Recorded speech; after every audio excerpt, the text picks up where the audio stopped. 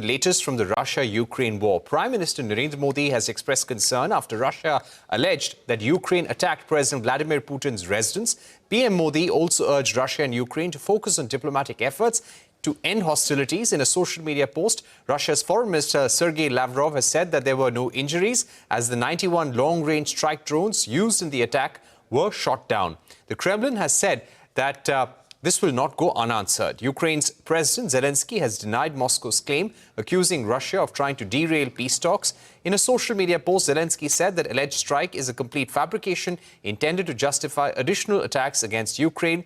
However, Trump expressed anger over the alleged attack, telling reporters that he was, and I quote, very angry when Putin told him about the attack. We're now joined by Sibal, former Foreign Secretary of India. Ambassador Sibal, thank you very much for joining us. How do you see the Prime Minister's tweet and concern for what has happened in Russia? Do you think this statement by the Prime Minister stands out in India's approach to the war so far over the last 3 years?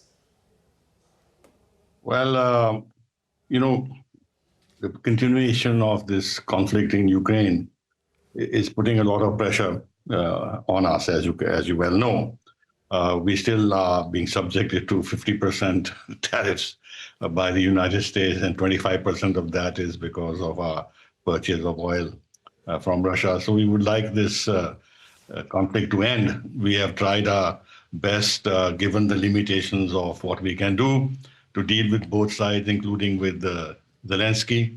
But as I see from what is happening, and my interpretation of that is that Zelenskyy is not in a mood to make any fundamental compromises. And what has happened now in terms of this attack on Putin's residence in Novgorod is another sign that he is looking for continuing of this confrontation and causing a bigger conflagration, a major attack, retaliatory attack by Russia, which would then create the dynamic of not only European continuing to support him, but also the Americans and Trump being forced by circumstances to do exactly what Zelenskyy wants to do, which is to involve the United States. So the Prime Minister, after Putin's visit here and the conversations they have had, and as I said, his efforts in the past to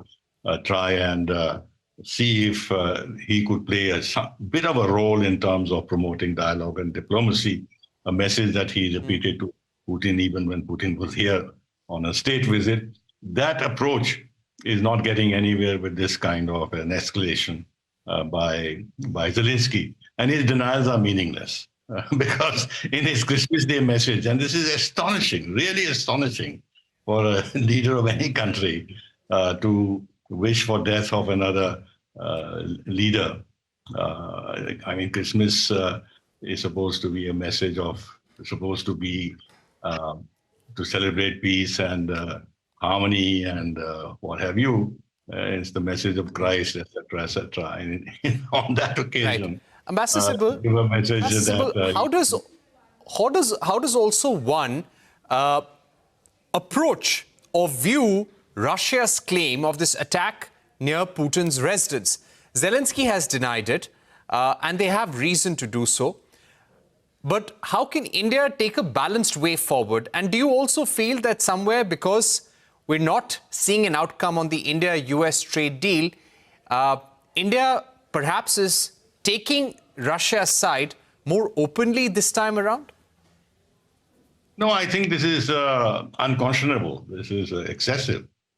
As I said, this was preceded by his wishing publicly the death to Putin. And I am told by those who understand the Russian language that the actual word he used was stronger than simply death. It was a miserable death.